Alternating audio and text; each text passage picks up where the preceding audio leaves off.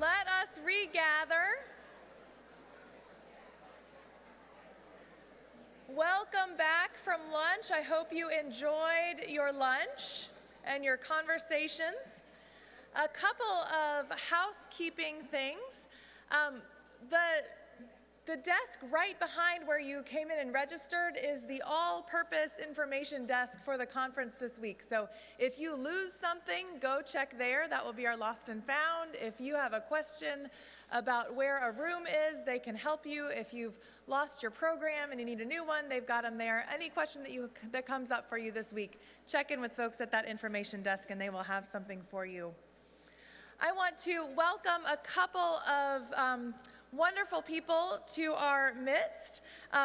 First, our co-moderators of the 222nd General Assembly, Jan Edmiston and Denise Anderson. We are so glad that you all are here. And we are very grateful to have the kind of co-moderators who love and have deep hope for this Church of Jesus Christ and for all that we are becoming as the Church of Jesus Christ. We are grateful to have co-moderators who push us into conversations that ask us to do some good self-examination and to listen deeply to one another. And we're grateful that you are doing that here in the listening session that you held this morning and in the book conversation about Waking Up White tomorrow during lunch. So thank you for your leadership. And if in good Presbyterian fashion, if you would stand so that we can properly respect you.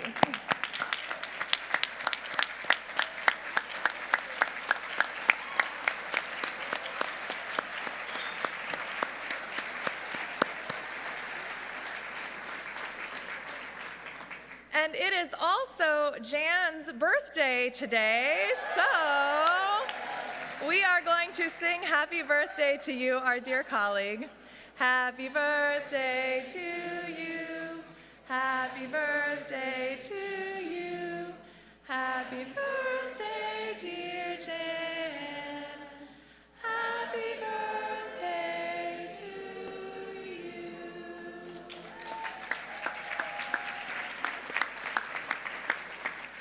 Thank you all. I also want to welcome Frank Spencer, who is the president of the Board of Pensions. Frank and the Board of Pensions have worked closely with Next Church over the last few years on several things. One is we've created a new website called nextconnectpeaceusa.org, and that is a website for new pastors trying to help them have holistic health, as we know that there is a big leap when you go into new ministry, so wanting to make sure that we take care of ourselves in that leap. Frank is also working with Next Church on a project called Mindful Ministry, which you'll hear more about tomorrow during an Ignite presentation. But we are really grateful for Frank and for the Board of Pensions and the ways that you are leading the church to think holistically about health, and that good quality leadership in the church needs to think holistically about health. So thank you for that. And just want to point out to you all that there was a great story in the Outlook, I think this morning, that the Board of Pensions just announced a $100 million investment in environmental markets. It's the largest ever by any PCUSA entity. So again, thanks to you, Frank, and for your vision with the Board of Pensions to think about our health very holistically. And Frank would love to talk to any of you while he's here, hear what it is like for you in the church and answer any questions you might have about the Board of Pensions. But thank you for your great partnership with us. I want to introduce now two fabulous women who I have had the pleasure of getting to know over the last few months. Jen Kotler and Leslie Mott are between them pastors, spiritual directors, yoga teachers, and coaches. And just in two of them, they are all those things plus many more. We are trying something new this year with our conference. Jen and Leslie are going to lead us through a series of what we're calling transformational learning opportunities through the course of the conference.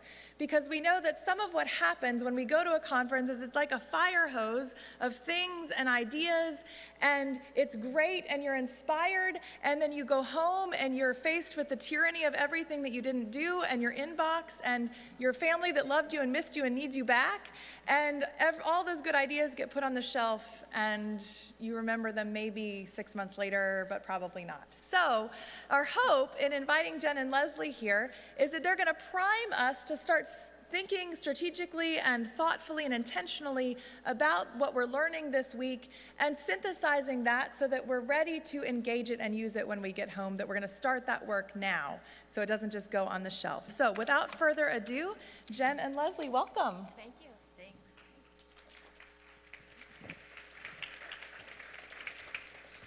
We are so thankful to be with you today. We're going to start with scripture.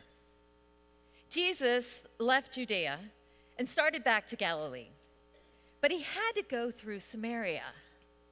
So he came to a Samaritan city called Sychar, near the plot of land that Jacob had given to his son Joseph. Jacob's well was there, as you know, and Jesus, tired out by his journey, was sitting by the well. It was about noon. It is not noon here, but it is noon somewhere, and your internal clock may be very different. It's almost noon on the West Coast. Welcome to Next Church. We are so glad to be here with you today. And we are here at this time, this Lord's Day, March 13th, 2017. Hi. As Jessica said, I'm Jen Kotler. And I'm Leslie Mott. And we're here to introduce to you a new way of learning together that we hope will help you in our time together here at Next. So we would like to consider what it might look like if we used our time together to practice a new way of being with one another. As Jessica said, we're pastors and yogis. So we've been processing together how we can take the most transformational portions of our yoga practice and bring that into our work as pastors. We wonder what might change if we treated our work as a practice, our ministry as a practice, instead of a set of beliefs. Don't panic. You're not going to do yoga now. Not yet. Not yet. But we would like to introduce you to a simple yet transformational way, we think, to think of our time together and our work in the church. There are 3 key words to remember, very Trinitarian: intention, engagement, and reflection. Our daily practices are born out of what we understand about the world and how we function in it. It's how we journey through life. We're journeying together with Jesus and the woman at the well, not in Judea, but here at Next. A Samaritan woman came to draw water. That was her practice daily. There are things that we do every day. You may have a daily practice of your own, a prayer practice, Bible study, a devotional, a walk with the dog, reading the paper. But the woman at the well also had a practice, and she had a set of beliefs that informed her practice that maybe she wasn't even aware of. She believed that she should come in the middle of the day. She believed that she should not speak to or be spoken to by a man, especially a Jewish man. She believed that she was not welcome in her community, which is why she came at noon. These beliefs informed her practice, her daily practice. So we not only have practices, conscious practices that we do, like walking the dog or having that cup of coffee or reading the paper, but we also have unconscious practices that influence what we do.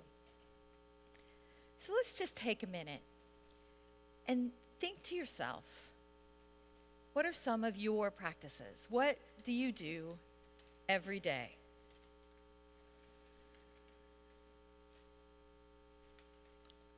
Why do you do them?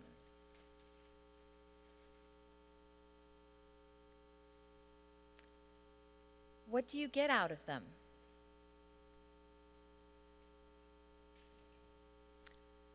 Often, I think, and far too often, we go through life allowing things to happen to us and then responding to them. So we get into this back and forth, this action, reaction, action, reaction. In yoga, we practice movement with the breath. One of the things that makes yoga challenging for those early on in the practice is being conscious of both that movement and the breath at the same time. I teach yoga, and so I'm always listening to the breath. And the first thing that happens when somebody gets in a difficult or challenging pose is what? They stop breathing. I know that happened to me. I remember my first class going, I'm sure I'm going to get this, but how do you put that breath with the movement? And they said, that's the point. That's right. Because our breathing in yoga and mostly through life is unconscious, right? We don't have to do anything to breathe. We just breathe. And because it's unconscious, we have to make it conscious to become aware of it. So pairing movement with breath in a yoga practice and in life allows us to slow down the action-reaction chain of events. And it enables us to be more mindful of what we are doing and how we are doing it. So as Leslie said, we're not going to ask you to do yoga right here and right now, but we want you to begin to make the connection between what you believe and what you are doing. This can help us to bring awareness to our beliefs as well as to our practices. And this can happen in small things. For example, I may believe that I should be an informed citizen, and therefore I listen to the news first thing in the morning, or I read the paper first thing in the morning, so that I am that informed person. That's your belief, and hence your practice. Maybe it happens in larger ways for you. Perhaps you're here at Next Church because you believe that change in the church is both necessary and inevitable. And you want to be a part of the church that not only has been, but the church as it will become. So give yourself a minute. Take a deep breath in. And let it go. Doesn't that feel good? Let's do that again. Why are you here? There may be small reasons, there may be big reasons, perhaps just to get away, To see friends, to be re-energized in your ministry, to meet new people, to have that delicious lunch that we just had. Sometimes lunch can be hard, right? whatever it is, become conscious of the reason that you know that you're here. And then maybe over the next couple of days, give yourself time and space to think about maybe another reason that you might be here. We're really looking forward to exploring that with you, and we'll see you back here in just a little while later. Thanks.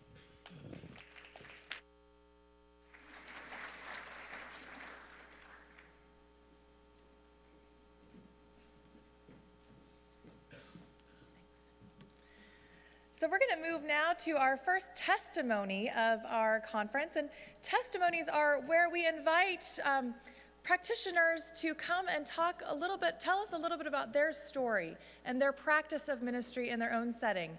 Not because their setting will be identical to yours, but because hearing what we actually do in our own contexts can give us ideas and inspire us for things that we maybe haven't thought of in our own contexts. So I want to invite Glenn McCrae and Charlie Scoma to come up. Glenn McCrae is a multi-ethnic first-generation American who lives in Seattle. He serves as Director of Urban Impact, which is a church-based community development organization. Glenn serves as a chaplain for youth and juvenile detention, and luckily for his wife, Glenn's sanctuary is the kitchen, and he loves to make good food, for which he and his friends are grateful. And Charlie Scoma brings many years of experience in chaplaincy, ministry, and education to the Seattle Police Department. He served in fire service for over 13 years, is ordained in the Presbyterian Church USA, and enjoys fly fishing. And I understand, Charlie, that you wear a very special pin on your uniform, so I wonder if you would tell us about that before you get started. Sure. No, you're good. They'll raise it. All right. I have a Captain America button here for the first memorial I did of an officer who, that was his hero. It's not on, Let's is it? switch with Glenn and we'll get you. Let's try this. There we go. Hey, technology. They didn't teach us that in seminary, by the way, That's how right. they do all these things. I wear a Captain America button on my uniform. It was the first memorial I did for an officer that was beloved in the Seattle Police Department, and he loved Captain America, and they gave these pens out to all of us. So it's just a way of me honoring him and that time we had together. Wonderful. Well, we're grateful you both are here. Let's give them a warm welcome.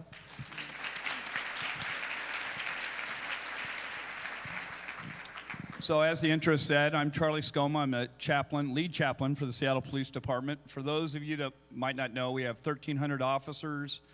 We have 5 different precincts with a harbor patrol, a mounted patrol, traffic division. And my purpose for being hired is to care for those officers and their families. I have 14 volunteer community chaplains that I oversee as well to do community work that are stationed throughout those precincts in that way. So, I spent 7 years on staff at University Presbyterian Church in congregational care and children's ministry out of seminary, and now am called full-time into a validated ministry of my chaplaincy with the police department. You can refer to me as Charlie Chaplain from here on out.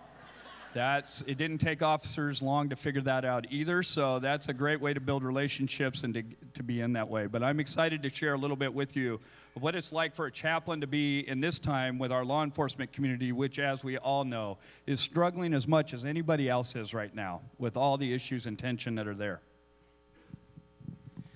Good afternoon. My name is Glenn McCrae once again. I serve as the Director of Church-Based Community Development with an organization called Urban Impact. Some of my primary role is to work with churches to actualize their vision as it relates to community development in their context, and it looks a number of different ways. I've also, as the bio said, I've served as a lead chaplain with King County Youth Chaplaincy, serving young people at juvenile detention, as long as a myriad of other things to serve my community. Before I get into kind of how this relationship came to be, I think it's important to give some context. When growing up in a community like I have, and much like any other urban community throughout the United States, if not the world, you're brought up not to trust 2 types of people. You're taught not to trust white folks, and you're taught not to trust police officers. And if you're a white police officer, that's the double whammy right there. And so I imagine a lot of us can resonate with that. And so that was my context growing up. Again, I was brought up both to directly and indirectly not to trust white folks and police officers. And as I've gotten older and had a few encounters with law enforcement, I started to learn and understand why that was so prevalent, and why that indoctrination was so brought up. Like we talk about in the communities of color, we talk about how to engage law enforcement before we have the sex conversation, right? And so this is a very inspiring thing for me to be a part of. How this particular relationship with Charlie Scoma came about is in 2014, where I'll rewind a little bit. A group of churches in the Seattle area, namely Bethany Presbyterian Church, Seattle First Presbyterian Church, Mount View Presbyterian Church, and Emerald City Bible Fellowship, as well as Urban Impact. ECBF is not a Presbyterian church. It is a covenant church.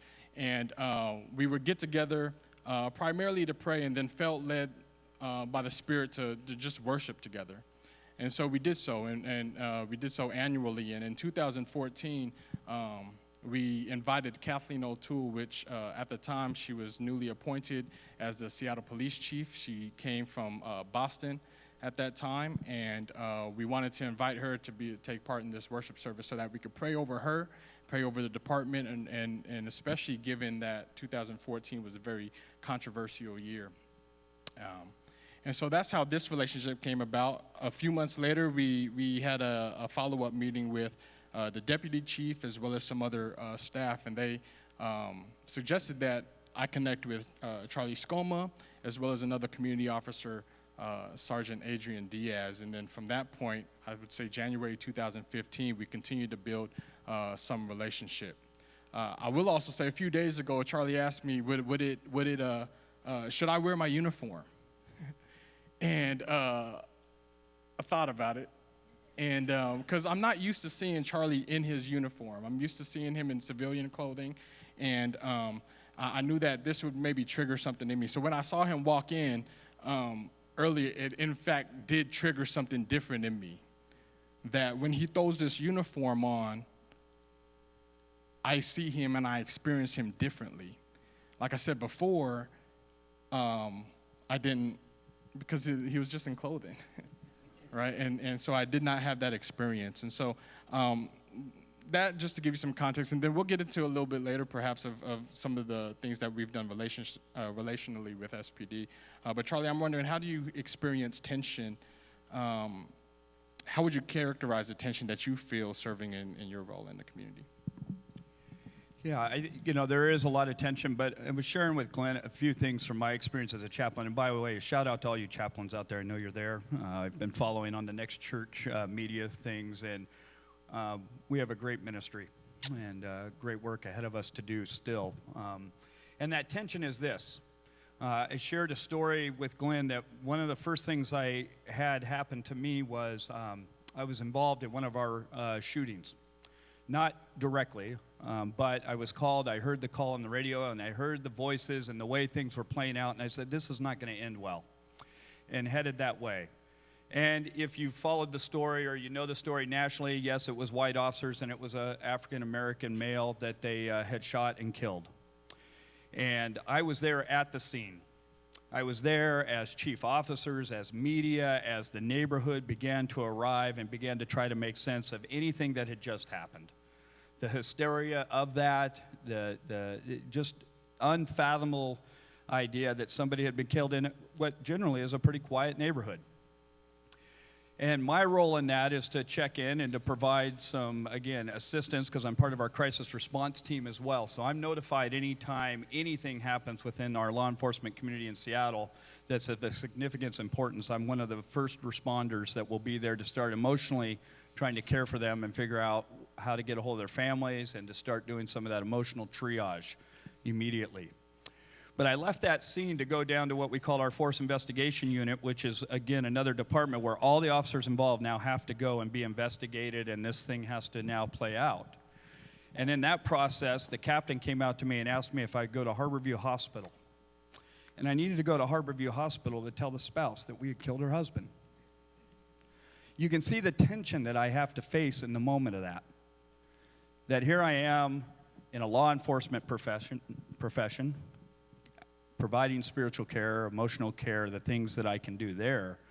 But now I'm going to sit in a hospital room with an African-American woman and her sister and their daughter with 30 people outside that are in protest because for a couple hours they've been wondering what happened and the news has hit already. And I have to break this news to them.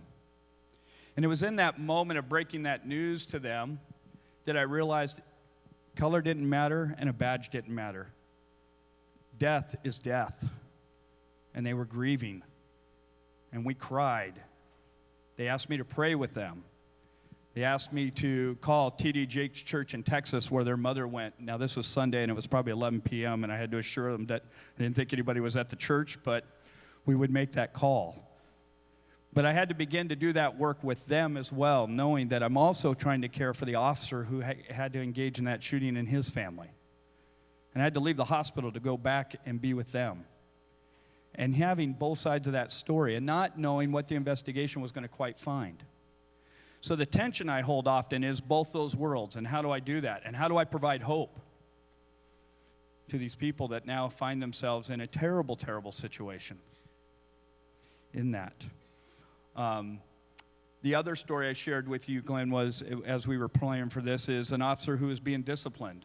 And I have an office of confidentiality that's protected, so they can come and have access to the chaplain and be able to speak freely and not have to worry about supervisors or others finding out and providing that counseling for them. And he really felt like he was being unjustly disciplined. He didn't know I knew the other side of the story and knew what was coming, but that's, I knew that. And in the midst of it, he was going to get demoted and he was going to have to go back to shift work. And that was really hard for him to accept. And he went through some depression and had to go through his process, whatever that may be. But I got that phone call when he was going to take his own life. And in that moment told him, not today. You're not going to do that today. Where are you? I will come find you. I will be with you. The flip side of that is I'm happy to report he's doing well. He's accepted what has taken place. He's back on patrol. He's happy. He's re-engaged in his church. He's doing things better. But that tension is to remind ourselves that, yeah, these badges do carry weight and there's power, and I'm not here to be naive about it, but they're also human beings. And they, too, are processing things that are very, very difficult in being lumped in like that. So the tension that we hold as in that realm is very real and very difficult to navigate sometimes in that. I'm wondering, Glenn, from your perspective, too, the tension that the community you're holding as well from that side of things, if you'd share. Yeah. Thank you. Yeah, again, growing up in neighborhoods like ours, there's you just don't associate with law enforcement, and so at the height of this, especially the racial tension and the discord between law enforcement and the community, but feeling led to engage it somehow, as someone who is very reputable in the community with those who have engaged with law enforcement, those who have been incarcerated, I got a pretty good reputation out on the streets. And for them to see me engaging with law enforcement, I lose some street cred. And to be able to sit in that has been difficult and challenging. And I think if, in addition to having a very supportive wife and a household, the thing that helps me rest a little better in that tension is I feel like God told me to do it. And I want to be faithful to that call of engaging this, as awkward as it might be, as difficult and confusing as it might be. This engagement is important, especially if we are to believe that as Christ followers, we are to live into this biblical mandate of reconciliation. And it's awkward, and it's confusing.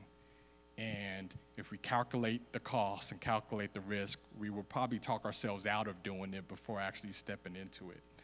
And we're figuring this thing out. We by no means have the relationship with SPD and the community figured out at all.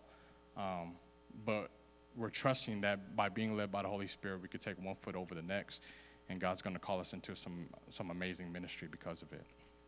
I'm curious to know, Charlie, especially given what you shared, how is it and where is it that you see hope?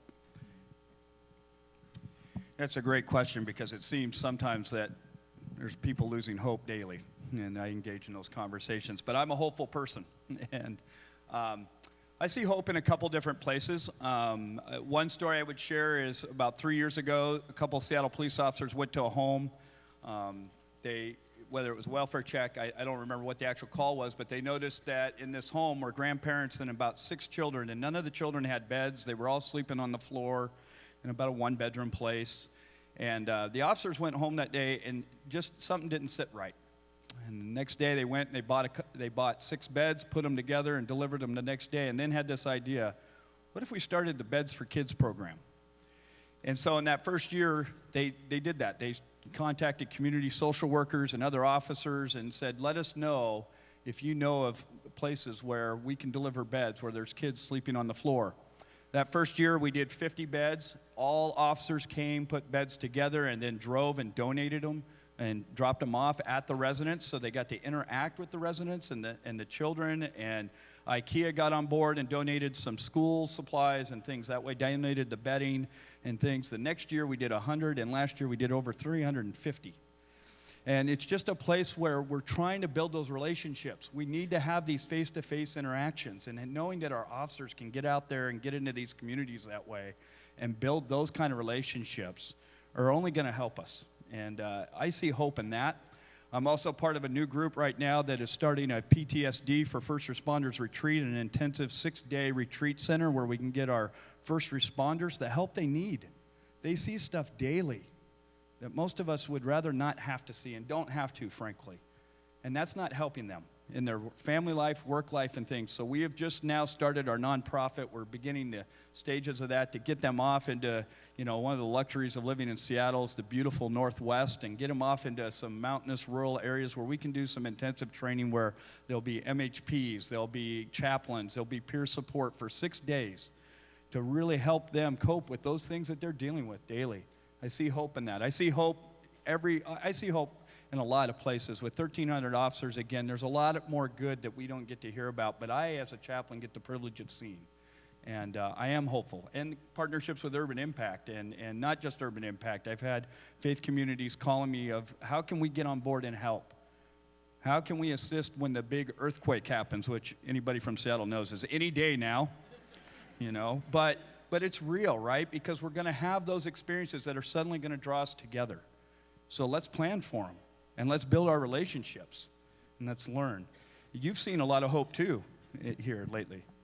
Yeah. I think one recently is a few weeks ago we hosted a coffee shop, very informal gathering with law enforcement, a local bakery and coffee shop, and our local precinct, South Precinct in Seattle.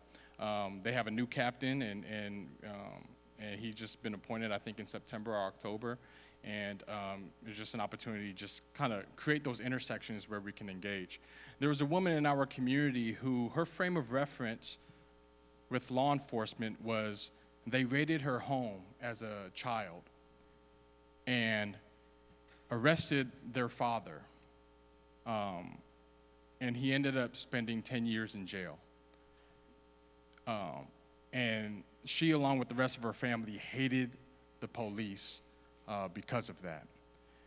And she had a courageous step in engaging at this coffee shop intersection with law enforcement and the community members, and at a local bakery. It was just, and although she did not share that story with law enforcement, she was able to, through that experience a step towards some reconciliation. All right, and I've been able to process with her some of that last week, and she was encouraged by that interaction. She would not have gone naturally. One of her friends actually took her to go to that, and I think her friend knew of that situation. But she was, again, just encouraged by that interaction, and that's an area among many that I think I see the community engagement, especially with SPD. I tease them all the time because they undergo just a boatload of training. And I'm like, man, y'all don't have honorary doctorates by now. The SPD is and again, is vastly different than perhaps some other parts of our country, but they're undergoing some major turn of events, I think very much mandated by Department of Justice coming in, and we'll talk a little bit more about that in our workshop this afternoon for those of you who will be with us. Glenn, to piggyback on what Glenn's saying, I'm going to share this later as well in the workshop, so if you come, but Seattle Police will go over to 10,000 mental health crisis calls this year alone. And just imagine that for a minute, 10,000. Of those 10,000, 4% will be what we consider a use of force, and of that, 1% might go to jail, and it's because they already have a warrant. But we're asking our officers to do more and more of that kind of work, to engage in mental health crisis, to engage as counselors, to learn de-escalation training, which you were saying part of our DOJ mandate was our officers now have to go through 40 hours of de-escalation training. I would say it's paying off because the last officer-involved shooting I went to was 6 months ago. My first year, I was at, I think, 6 or 7 of them. So things are beginning to take place that way, and we have a division now of crisis response team to try to help with that. But that just shows how vast our situation has changed and what we're learning now of the demographics and the kind of calls we go to. And the kind of support, again, that we need to give our officers in that realm of they're being asked to do more and more. And that stress just piles up and adds to those things of daily life and their family life and the addictions. We have a thing called Code 4 Northwest where they can call in to get help immediately to a treatment center, to addiction centers, whatever it is, we will help them. We have scholarship money available, right? So you're right. We've gone through a lot. What we'll do in our workshop is we'll capture what else is happening in our country, how churches are relating to law enforcement, and we'll disseminate that information to the rest of Next Church as some things to perhaps be encouraged by and to also just share some of those ideas. Thank you for your time. Yeah, thanks.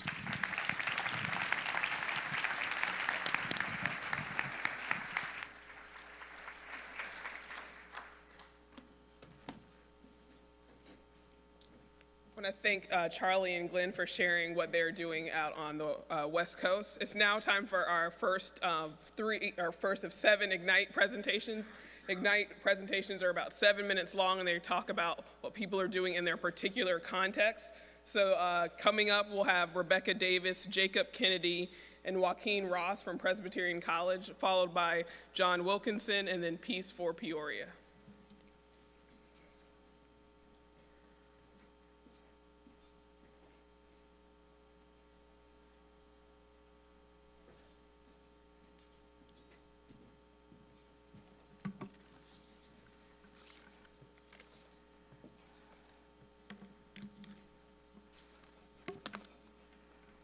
Presbyterian College is much like many of the congregations in our denomination, predominantly white, heavily steeped in tradition, and far more comfortable with service than the public engagement of faith. Neville Hall is the iconic building that has stood watch over this campus for 111 years. It is in the midst of a massive renovation, and the campaign is called Neville Renewed, revitalizing the heart of Presbyterian College. Last spring, racial unrest bubbled up in our campus. Two white students vandalized a Black History poster, physically intimidated an African-American staff member, and then took to Yik Yak to continue their campaign. The campus's discomfort with handling this matter, combined with the educational philosophy employed in the CE program, led to a public witness for the valuing of Black lives. The story that Joaquin and Jacob will talk about may not seem much to other campuses, but it was a significant step in renewing and revitalizing a different kind of heart at Presbyterian College. September 20th, 2016, Keith Lamont Scott was fatally shot and killed in Charlotte, North Carolina, the city I worked the previous summer. That night, as I sat attempting to write a paper, my thoughts kept running to the city I fell in love with. To attempt to stay up to date, I turned on CNN and found my city in chaos due to rioters and the reaction to systemic racism that took place earlier that afternoon. The next day was like a haze. I floated through the day not knowing why I was still at school. I should be in Charlotte with my youth and with the church that I served. Instead, I stayed at school, and now looking back at it, I think God kept me at school for a reason. After conversation with Becky, we both began to realize our race and social ethic class should meet the next period. And although she would not be there because her dad was in the hospital, Becky wanted me to lead the conversation, to share my thoughts, my experiences, and to help me and others process. This was a daunting task. This is how we began to approach this act of public witness in support of the Black Lives Matter movement that would later take place. Before, the Christian Education Department was not taken very seriously, but we knew as a department, we can make a difference. And after our act, people began to realize the weight that we held around campus. We knew if we united and called on others, we could truly do something special and to help enlighten our school about topics such as race. We as a department had conversations about how God calls us to live our faith in the public square. And although not everyone in our department participated in the action, we had honest discussion about why we supported this movement and wanted to take this action. That day, we truly were able to. After our action, it wasn't perfect. I lost some friends, and people began to look at me differently, and that hurt. I found myself answering questions of how can I be white and support the Black Lives Matter movement? But I knew I, as a privileged individual, needed to add my voice to this cause for all persons of colors who impacted my life and faith. Quickly, I found students and professors who supported me. I was no longer Jacob, some dumb frat boy who was maybe a Christian education major. I'm now Jacob, a Christian education major who fights to make a difference. My challenge for what's next for the church is this. As a whole, the church holds a lot of weight in our individual communities. If there's an issue that you and your congregation are passionate about, speak out, hold honest conversation, and live into God's call to be on the side of the oppressed.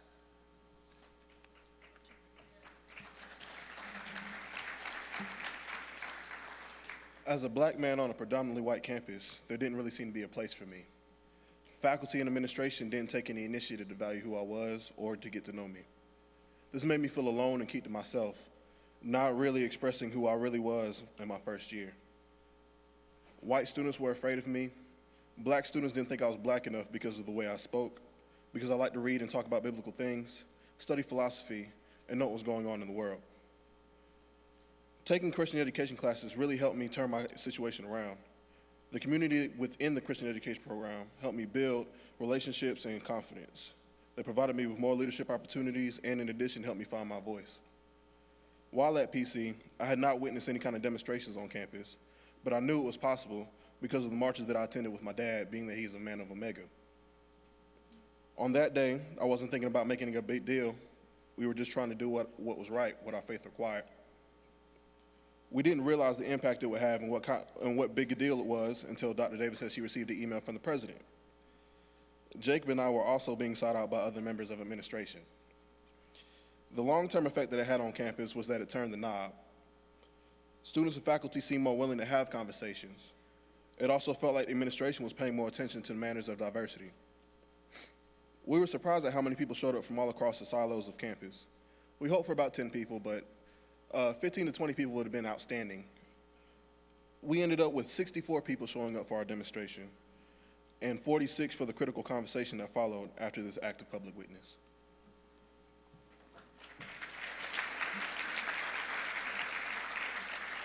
What my students didn't know is that my own ministry was informed by these driving questions. Why is it so difficult to bridge the divide between personal piety and public engagement? How is faith formed so that the decisions we make at work and at home and in the public square consistent with the faith that we profess in congregations? And finally, what role does Christian education play in shaping the Christian identity for public engagement? While these questions first emerged for me in my work in child advocacy, they've propelled my doctoral studies and now inform my teaching ministry, where we've put in place a curriculum that engenders public faith. It's what I call teaching between worlds. We intentionally create community, offer classes, provide experiences beyond the classroom, and foster occasions for discussing and thinking critically about the intersection of faith and life. We do this with three things in mind: teaching for understanding, teaching for discernment, and teaching for engagement.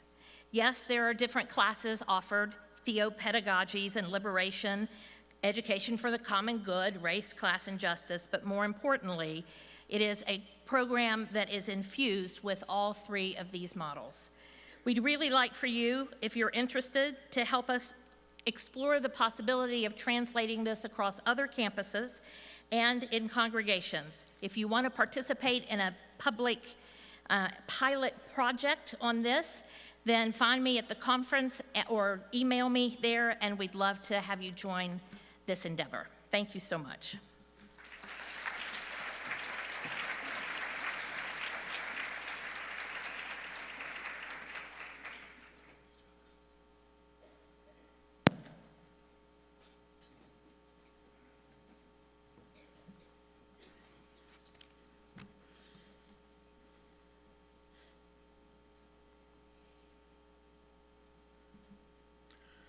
God be with you all.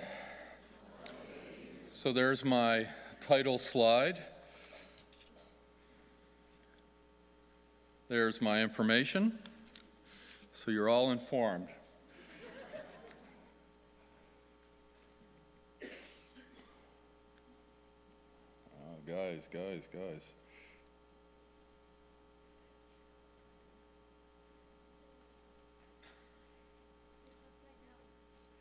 upside down. Oh, look at that. She just told me that the remote was upside down, so there you go. So might I invite us to read this passage of Scripture together. So if anyone is in Christ, there is a new creation. Everything old has passed away. See, everything has become new. All this is from God, who reconciled us to himself through Christ and has given us the ministry of reconciliation. That is, in Christ, God was reconciling the world to God's self, not counting their trespasses against them, and entrusting the message of reconciliation to us.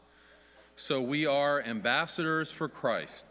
Since God is making God's appeal through us, we entreat you on behalf of Christ, be reconciled to God. So for Paul, God's project is reconciliation, and we are the messengers.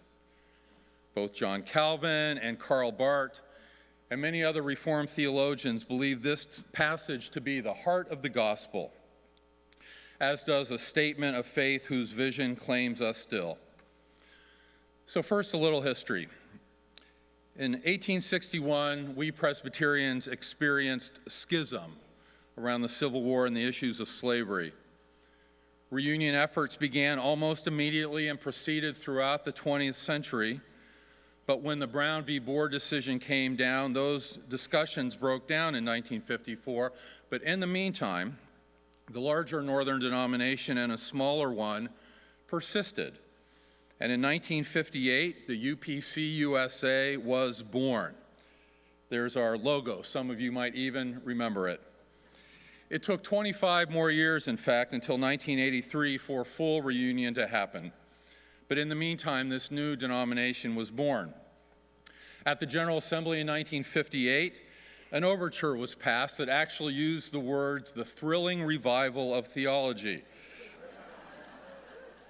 There you go.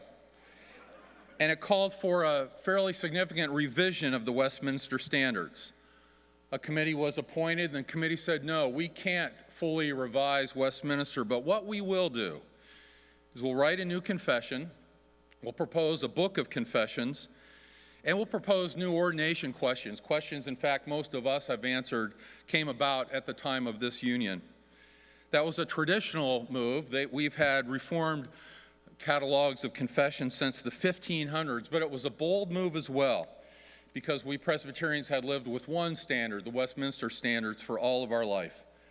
Edward Dowey from Princeton Seminary was appointed the chair of a committee. They did their work, and eventually what we know as the Confession of 67 was born.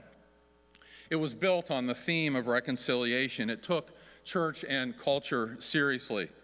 It was heavily flavored by the neo-orthodoxy theological movement of the time.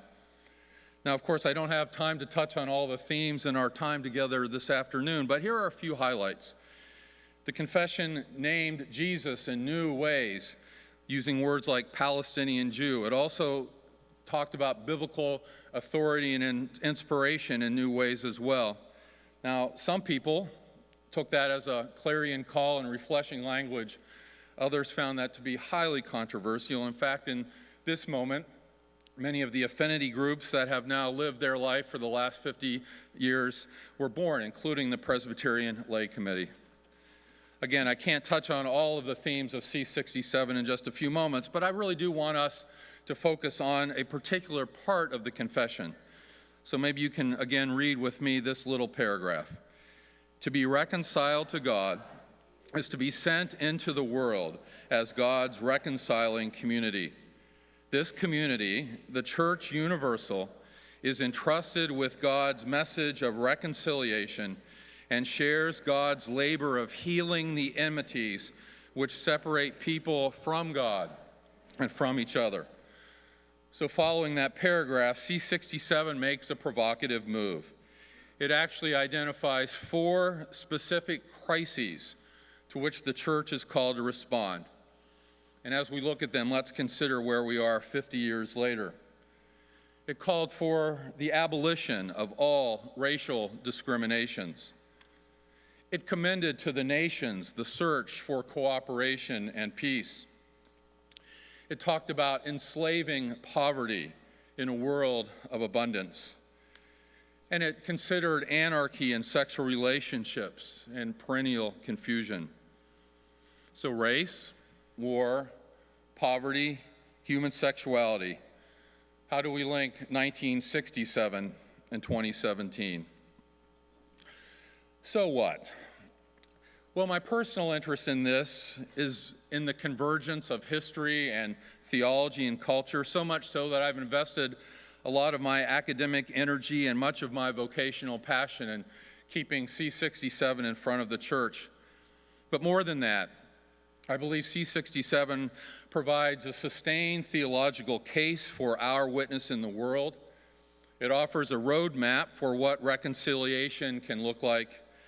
And it offers a vision that is pastoral and prophetic and political, what we need now as much as we ever have, I think. So more so what? When we founded Next Church all those years ago, we really meant this conversation to be about congregational life. And I can tell you, every time we have a conversation about reconciliation in a congregation, it is rich and provocative and important. What does this look like in the church where I'm privileged to serve, Third Presbyterian Church in Rochester, New York? Isn't that a fabulous picture, by the way? We have labeled this program year a year of reconciliation, and we've done a lot of things. In September, we actually snail mailed a copy of C67 to the entire congregation. People are reading it from time to time. Much of our worship in this past year, including a series now in the Lenten season, has been focused on these themes: education for children and youth and adults, officer training.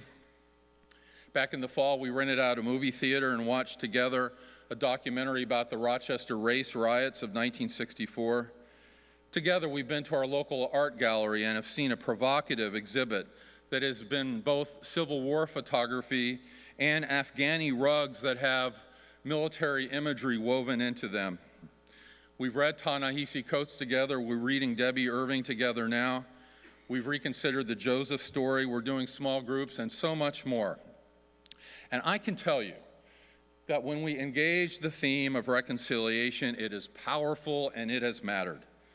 It's powerful personally, relationally, congregationally, missionally, politically, and culturally.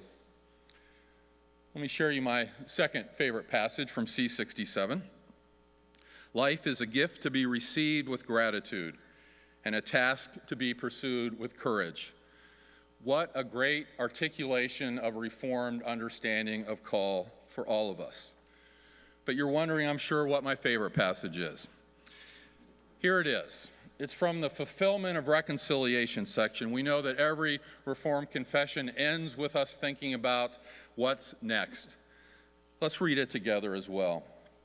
With an urgency born of this hope, the church applies itself to present tasks and strives for a better world. It does not identify limited progress with the kingdom of God on earth, nor does it despair in the face of disappointment and defeat. In steadfast hope, the church looks beyond all partial achievement to the final triumph of God. That's pretty good theology, but more so, I believe it to be a manifesto for 2017. So with urgency and with hope, I'd invite the Next Church to re-engage with the Confession of 1967 as we double down on our commitment to reconciliation for such a time as this. Thank you.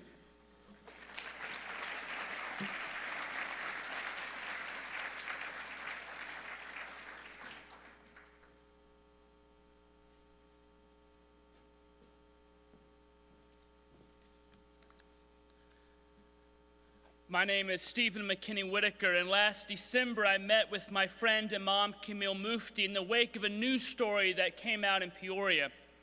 Someone had in their front lawn a display of wood cutouts of men kneeling in turbans and soldiers standing behind them with rifles aimed at the back of their head. We spoke together about what we could do to better educate the community about Islam and build bridges within the community, and most importantly, build relationships. And so Peace for Peoria was created, building on already existing relationships between imams, rabbis, and pastors. We invited the community to a tour of the mosque and a series of speakers to help the community better understand Islam and to take away some of the mystery that seems to surround Islam and Muslims for so many. When we remain in the dark, it's easier to give in to fear. At that first event, about 700 people came and stayed for dinner. It was an energizing evening that broke down walls and united much of the community, many of whom had never been to a mosque or had a conversation with a Muslim before. Diverse speakers talked about the dangers of otherization and scapegoating, and the need for relationship building and understanding, and also for calling out hate and prejudice when it is encountered so it doesn't become normalized. But honestly, the event felt like a bit of a pep rally, with lots of cheering and energy when we proclaimed things everyone there already pretty much believed. While that was needed, it wasn't enough. From comments on the news stories about the event and social media, I made the mistake and broke the rule of reading the comments. It was clear there was more work to be done. There was still fear and misunderstanding, but what struck me most was the certainty people had about Islam. A certainty that said Islam was our enemy and Muslims just wanted to kill Americans. There was such ferocious certainty of the dangers of Islam and its incompatibility with American values, despite minimal knowledge or experience of actual Muslims. So the Presbyterian churches in the Peoria area quickly worked to put on a second event. We planned a town hall Q&A in the Peoria Civic Center, featuring a panel that would answer questions featuring a Catholic, a progressive evangelical, a more conservative evangelical, a rabbi, and an imam. Before we got into the Q&A, we heard short addresses by key leaders in our community, including the mayor, the CEO of Caterpillar, the presidents of 2 major hospital groups, and the president of Bradley University. They spoke about how there was no place for prejudice in Peoria and how their companies and communities thrived and were successful because of diversity, not in spite of it. Over 1,000 people attended the event, and we answered questions from the community like how each of our faiths deal with our own violent pasts and with texts that seem to promote or command violence or exclusion. We dealt with whether we all believed we worshiped the same God and if that even mattered. We addressed the question of whether Muslims can be good Americans or if Muslims had to advocate for Sharia law and what that means. It was a powerful evening that concluded with participants gathering together for refreshments and conversation. Relationships were made and strengthened. Testimonials of further interactions between people of different faiths began to pour in, but we knew we couldn't stop there. Peace is not that easy. There were more stories to be told, lessons learned, relationships built, and complicity in systems of oppression and othering that we needed to own up to. So we approached the New York Times bestselling author Jim Henderson, the author of Jim and Casper Go to Church, about telling our story. Because we believed if peace could play in Peoria, it could play anywhere in the U.S. And so the next phase of our journey began, the No Joke Project.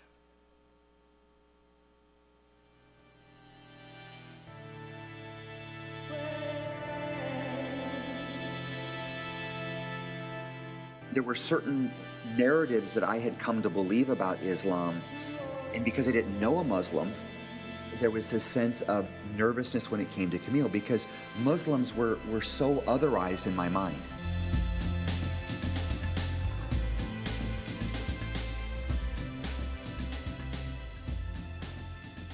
Islam is taken to be a religion of terror, a religion of hate, and it has history. If religion is misused, it can be a force for war and evil and hatred. I mean, there's no question about that. But to be fair, it can also be a force of good, love, and peace, harmony, and understanding as well. Relationship first, and coming together, seeing the humanity of the other, and then dealing with difference. I think it's a model that can work in all sorts of places. There's just so much that we have to learn and discover that we would just never know if we only go to the circles that we already go to get our information. And at some point, we have to step out. You can see the full trailer at nojokeproject.com, but the documentary shares stories, helpful ones, shameful ones, painful ones, challenging ones, loving ones, but ultimately stories of friendship, unity, and love. Peace for Peoria demonstrates what communities can do when we take the time to reach out to one another and build relationships and to listen. That's what Peace for Peoria is all about, listening to build relationships. We believe that listening is so close to loving that you can hardly tell the difference. To be loved is to be heard. We can't be in relationship with one another, a true equitable relationship, until all parties feel heard. To that end, the documentary is based around 3 principles to help us in our relationships of difference to really listen. The first is, I will be unusually interested in the other. Tell me your story. Tell me where you're coming from. 2, I will stay in the room with difference. When things get a little heated, we're not just going to walk away and say, we're too different. And the third is, I won't compare my best with your worst. We've begun to use these practices, and they do take practice to build relationships with difference. Religious difference, racial difference, political difference, theological difference, and the list goes on. We just finished a class on Islam with Imam Mufti with 40 clergy members in the Peoria area. It was a time to listen, ask questions, find points of commonality, and also be honest about difference. There were times of laughter and unity, but also some tense, challenging times of clear difference. But the practices kept us in the room and kept us listening to each other. These 3 practices help guide us in our relationships and conversations with one another. They help us demonstrate genuine love. Love casts out fear, and it makes room for peace. Peace for Peoria, peace for your town, peace for our country, peace for our world. It starts with relationships, and relationships start with listening, and listening begins with love. Thank you.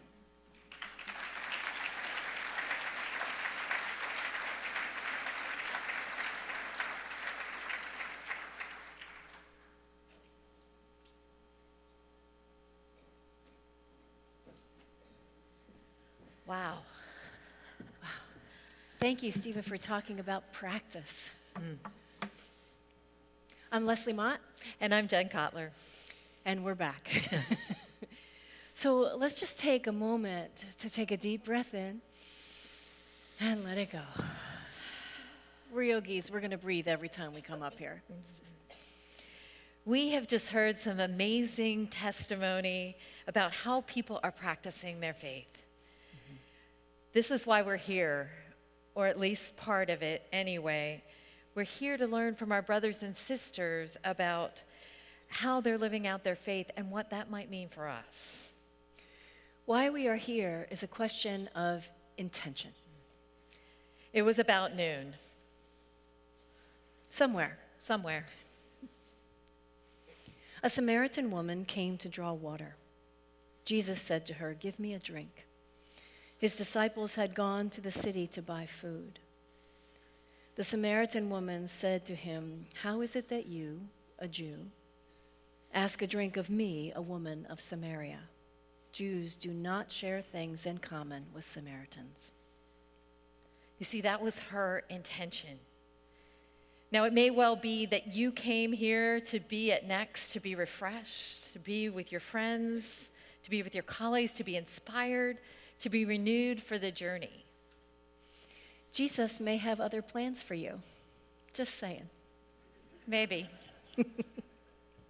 So what is your intention? We're going to spend a little minute on that. What is intention anyway? It's not a to-do list, although it can include one. It's larger. Intention encompasses not only what we want to do, but why we're doing it. And we hold those 2 things, the what and the why, in creative tension. For example, I intend to walk into my session meeting with calm and equanimity. Because I know it may be difficult. But intention also encompasses, as Jen says, the why. So I intend to be calm, not only because it will help me in my management and moderation of the meeting, but is only in being calm that I can attend to the Spirit. So when Elder Helpful starts pushing my buttons, We all know Elder Helpful. I can breathe and attend to both things. I can call to mind my intention and the why I am intending to do and be that way. Sometimes we need some concrete things to bring us back to our intention.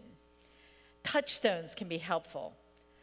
I use this little cross. It's got really nice, soft, round things. When I'm in stressful situations and I play with it, and it reminds me that Jesus is the Messiah, and therefore I do not have to be one. I like visualization. I once had a congregant who did not respond well to women in authority. Perhaps you can relate.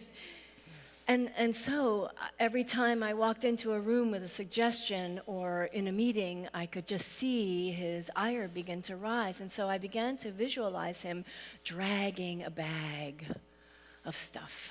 And that helped me remember that we all have baggage that we drag around. And it helped me attend to him with compassion instead of irritation.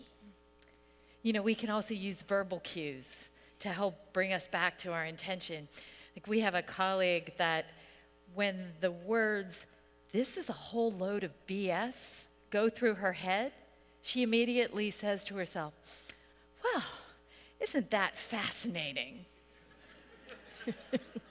So if somebody says to you, "Isn't that fascinating?" you might want to think twice.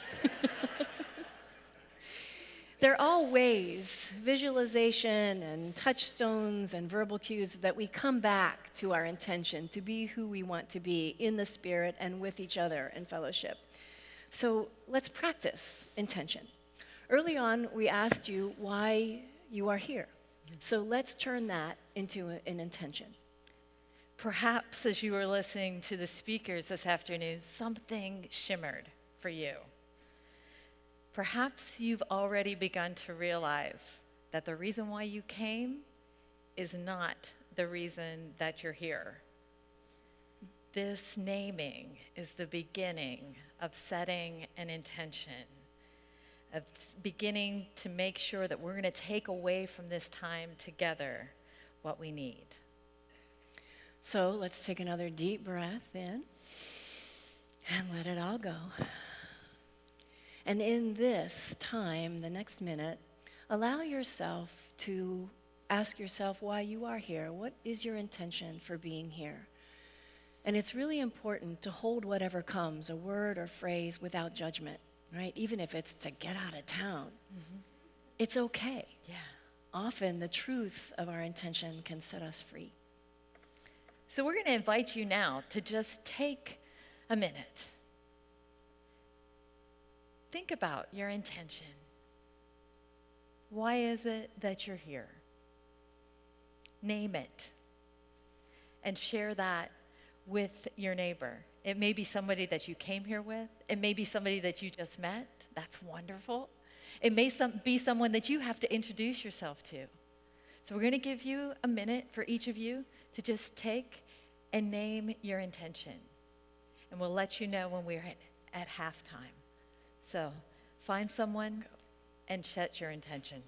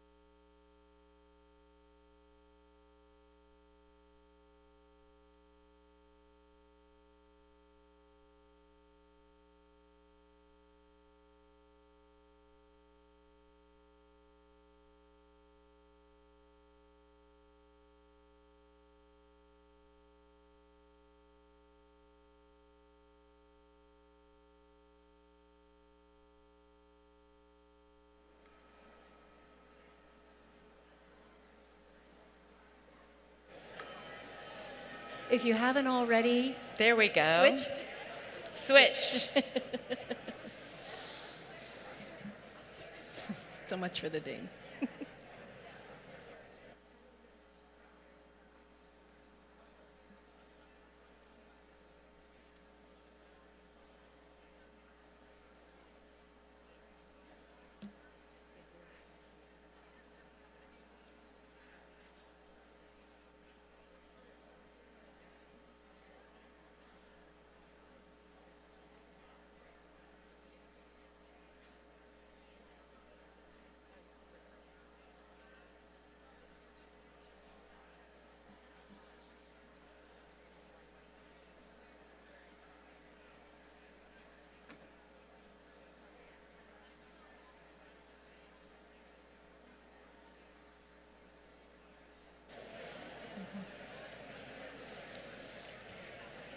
Okay. Okay.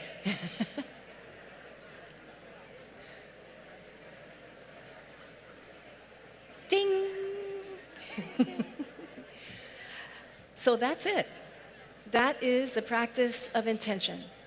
Later on today, if you get a moment, we invite you to write that down so that you can revisit it maybe in a few days into the conference. Yep. Thanks so much. Have a great rest of your day.